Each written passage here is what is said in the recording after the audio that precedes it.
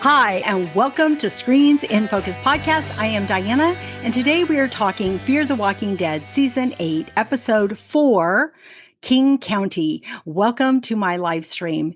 If you are new here, Screens in Focus offers our own unique perspective on TV and movies. And I also share with you the latest and greatest that is out there.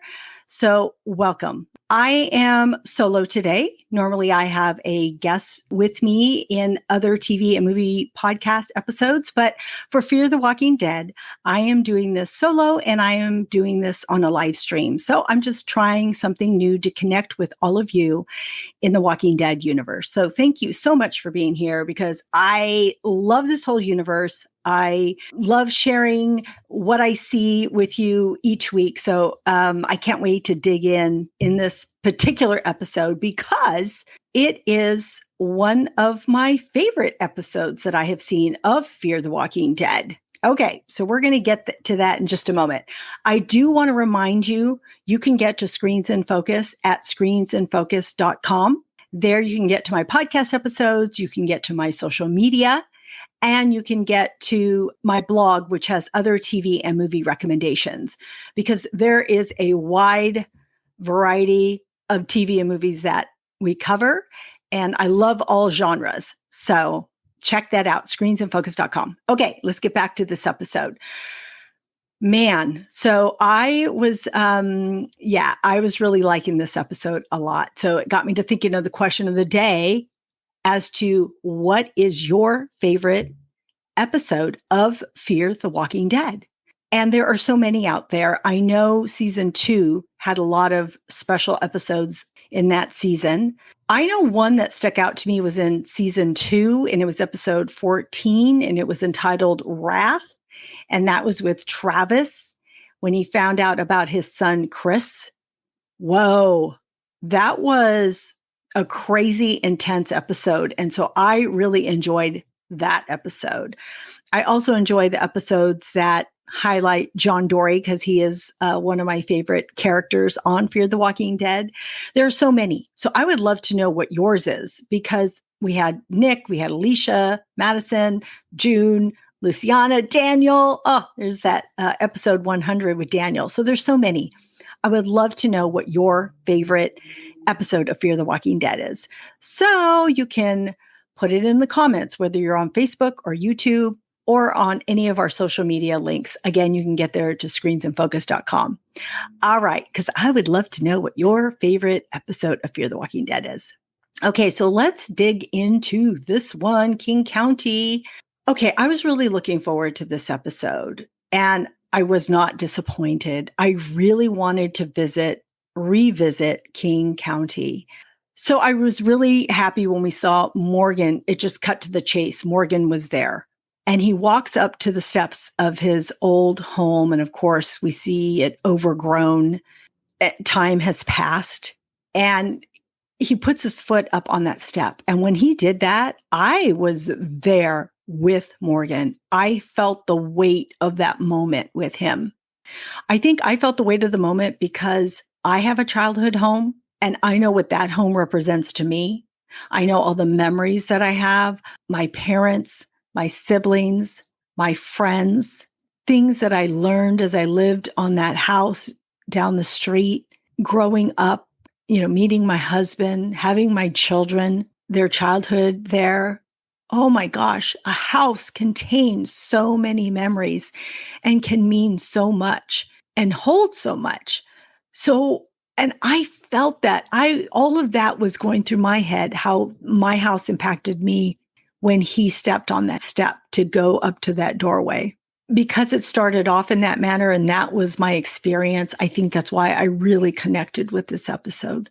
Plus, it was from The Walking Dead season 1, episode 1, and related to Rick and Morgan's beginning. So I also think that was another reason that I was so impacted. And I'm so sure so many of you were impacted in the same way. So he arrives at the house and he can't seem to open the door, and he hears his son's voice in his head, and he goes running out, or he goes running down the street, and he had passed by some walkers eating a skunk. And of course, he gets his weapon and starts stabbing him. And did you see him?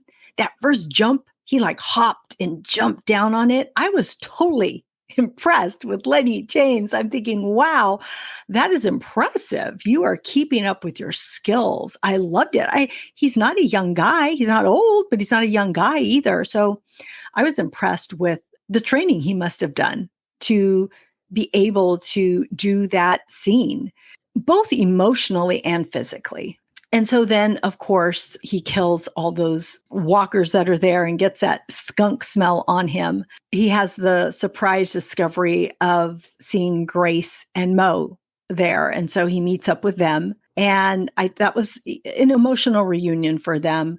I think there was some bonding between all of them and some apologies. And I thought that was a really good moment for them to reconnect. And of course, we learn more about Mo, and she tells them about Daniel being one of the people to help her get out. Madison's friend Daniel, they're like, Daniel? What do you mean, Daniel? Oh, yeah, he's still alive. So they learn that. They learn about his mission, and they're thinking, oh, great, another ally. We can all work together. So that will be their goal.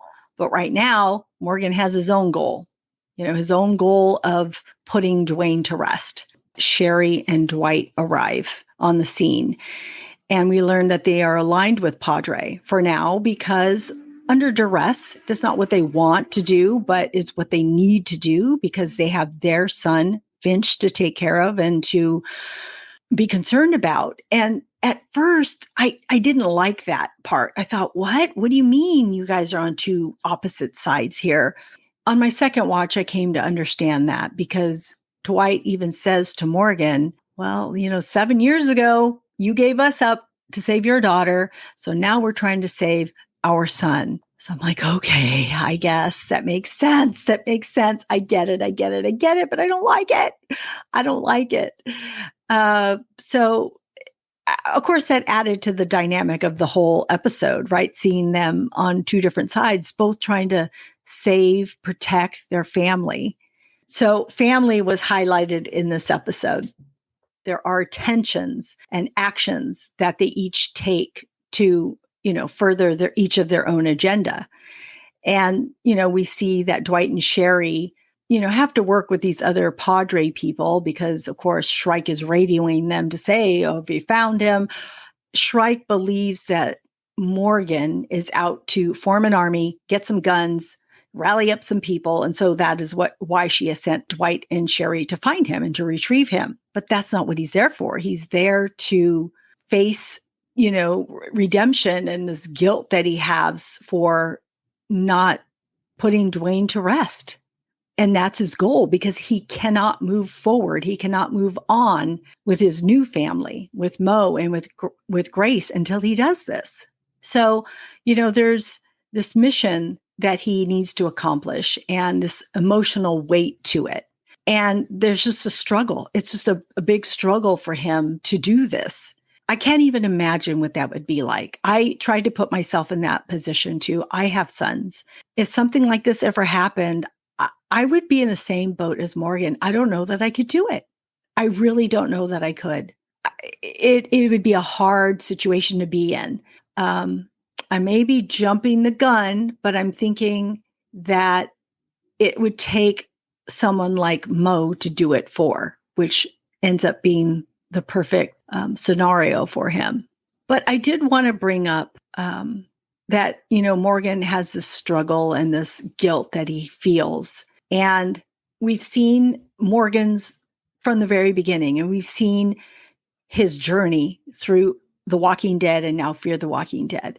And we've seen the exploration of his past and him writing clear, the writings on the wall and what that means. And he explains that to Mo, what that means. It means killing everybody, killing everything. But what's interesting, and I want to share with you, is that we have been watching The Walking Dead, marathoning it ourselves. Just taking it kind of slow, watching a few episodes, my husband and I, when we can. Well, on Saturday night, isn't it just fitting? We didn't plan this. It just happened. We happened to be on the episode where Morgan meets Eastman. So he had just been on a killing spree. He meets Eastman, and then he realizes that all life is precious and he stops killing. So I thought it was such a perfect episode to watch right before we watch Sunday night, this episode on Fear the Walking Dead, because we were able to see part of his journey again. We were reminded of what he's been through. Again, I think that was why this episode was so emotional for me. So I thought that was just perfect timing that we were able to see that episode. Also, this whole apocalyptic journey really changes you, shifts you. You become either resilient or you kind of give up and do things maybe you wouldn't want to do in it. You make decisions. There's so many things that happen when you're faced with something so huge and catastrophic. But I also want to say that you, as a young person like Mo, you learn so much and you become so much more aware and become so much more insightful. So I just thought it was interesting that we also see Mo in this episode and how much she has grown and learns and how much she is able to push Morgan in the right direction and to tell him things that she sees and understands. And I think at the beginning, he tells her something, man, you're wise beyond your years. And she is. An apocalypse will do that to you. It has to do that, right? Because you can't be a regular child. I just think we saw the importance of family and rediscovery in this episode and a sense of belonging. And we see that with Mo. And we see that as she looks through that picture book of Morgan and his family. And she asks him about it. And she asks him about the skunk smell and how he knew that tomato soup would mask that smell. And I love that part of it. I love what he shared with her in the story about Dwayne and his dog. I don't know. There was something just very sweet about that moment. Again, I'm getting ahead of myself, but there is a moment where she asks him, do you think that we will ever be there again? Do you think it'll ever be like that again? I thought, you're in an apocalypse. How are you ever going to get there again? But I appreciated Morgan's response to that. He was very hopeful. And he said, yeah, maybe we can make it better. Let's hope so, Morgan. I love that train of thought. Okay. So we also saw parallels between Padre and Sanctuary because Dwight and Sherry bring that up because they are tired of being controlled. They were controlled at the Sanctuary. They're controlled by Padre. They just want their son. They just want to be together. I just want that for them. It's crazy living in this world where people are always controlling how you're going to live your life. So I can understand, though, that they want to protect their kid. And right now, it's just moment by moment. How do we protect our child today? Let's get through this and figure out the next day. But I love that Dwight tells Sherry, do you really want our son to know that we protected him by hurting, harming, killing someone else? I don't think so. And I thought that was a great line. And I love that Dwight said it. And I love that he credits Finch, his son, for wanting that same thing. So I thought that was really cool. So I really liked that. Okay, there was a lot of symbolism in this episode. Again, we saw the skunk and the smell. And that skunk was being eaten by zombies and the smell that Morgan had on him. And I felt like it carried the symbolism of decay and destruction. And that is caused by this zombie apocalypse. And it represents the harsh realities of the world that they live in. And we also see, of course, Morgan's struggle to kill Dwayne. And that, to kill these walkers representing his son symbolizes this unresolved guilt that he has and the trauma for not being able to do so. And because he can't move on, he can't take care of his family now. And the only way he can take care of his family now is to deal with his past, which is what he is trying to do because he needs that sense of purpose and he needs that closure. Okay. A really big highlight for me was that Rick Grimes' rifle. That rifle given to Morgan by Rick Grimes just holds this symbolic significance. And it represents a connection between the Walking Dead series and Fear the Walking Dead series and this legacy. And it just symbolizes this trust and this guidance and this shared experience between these characters and this show. I loved it. It was just the coolest thing. I loved hearing Rick Grimes' name. Felt like he was a rock star. It's like, said Rick Grimes. That is so cool. It's just such a throwback to the Walking Dead series. I just think that so many of these things really showed, we saw all these themes play out through this whole episode. I also want to talk at the very end about Grace and how she tells Morgan that the radiation is back and that she is dying and that she feels it, and how much time has been wasted. And throughout this, her and Morgan have kind of been at odds because she wants him to pay attention to now and that this is his second chance and that we're here in front of you. And I understand that. I understand what she's saying. But I really understand where Morgan's coming from.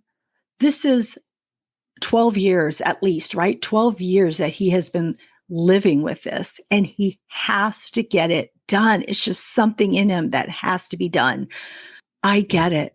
I thought Lenny James was so good as Morgan. I think this was his best performance. I'm such a fan.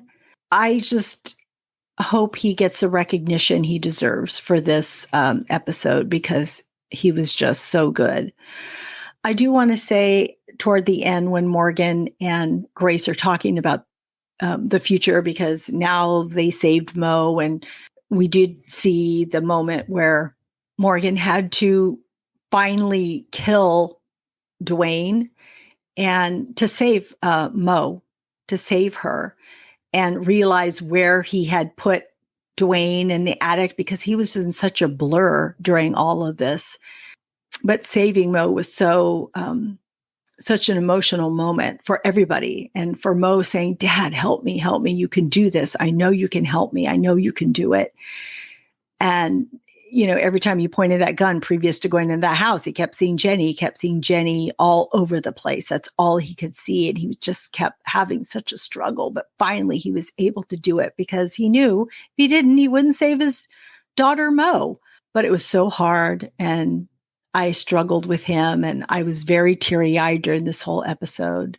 I just thought it was just really so well done. But fast forward to the end with Mo looking through that picture book through all the rubble, and she picks it up, and we see Grace and Morgan talking. And then that walker pops out of the rubble, grabs Mo, and she starts screaming. I screamed bloody murder. It was so funny. I scared everybody in the house. I gave a shriek. I did not know that was coming. I just did not know. So I was in the moment, and it was great to see Mo looking at those pictures until that grabbed her. And of course, Grace and Morgan rush over, and first Grace is on the scene, and then Morgan. And of course, Morgan asks, Mo, are you okay? Did you get bit? She's like, no, I'm good. And of course, they smell the skunk smell and they kind of laugh a little. But then, you see Grace in the background and she's like, oh, Morgan. And she shows them the bite that she's been bitten. So it's like, damn, can't catch a break, man. Can't catch a break. So where are they off to? They're off to the Padre boat where they meet up with Dwight and Sherry and Finch, and they get on that boat to hopefully we'll see where they can get, but what they're hoping is to save Grace by getting to June, and hopefully because they know it's worked with Finch, the radiation has worked with Finch, so they're hoping that it will work for Grace. So I don't know, let's hope that it does. Okay, my favorite moments are the mention of Rick Grimes revisiting this house from The Walking Dead, the very first episode. I love how they recreated this to look exactly the same. I thought that was so amazing. And of course, revisiting Jenny and Dwayne. I just love that those actors could come back and portray those roles. I thought that was pretty cool. I love the whole throwback to The Walking Dead and just being this whole universe. So I would love to know your thoughts on any of that. What are your predictions? What's going to happen? We see in the trailer that they are trying to get to that train car. And because it's a train, it's on wheels, Shrike moves it around. So they're having trouble finding that. But what I found interesting in the trailer that I saw was Morgan yelling, "Don't you try and stop me." I love it when Morgan yells what he wants. I'm right there with you, Morgan. So I don't know. Let's hope that they can get to June one way or another. We'll see. We'll see what happens. The mid-season finale is supposed to be over 2 hours long. That's long. So what's going to happen? Will this be the end of Padre? Will they have a battle? Will something happen? Is this going to continue on to the second half? I don't know. There's so much to tune into. So I would love to know your thoughts on this episode of Fear the Walking Dead, King County, and your predictions for the next couple of episodes. I want to thank you for joining me. I cannot wait for Sunday, and I just hope you have a fantastic week. And remember to follow and subscribe to Screens in Focus podcast. And I'll see you next time. Bye.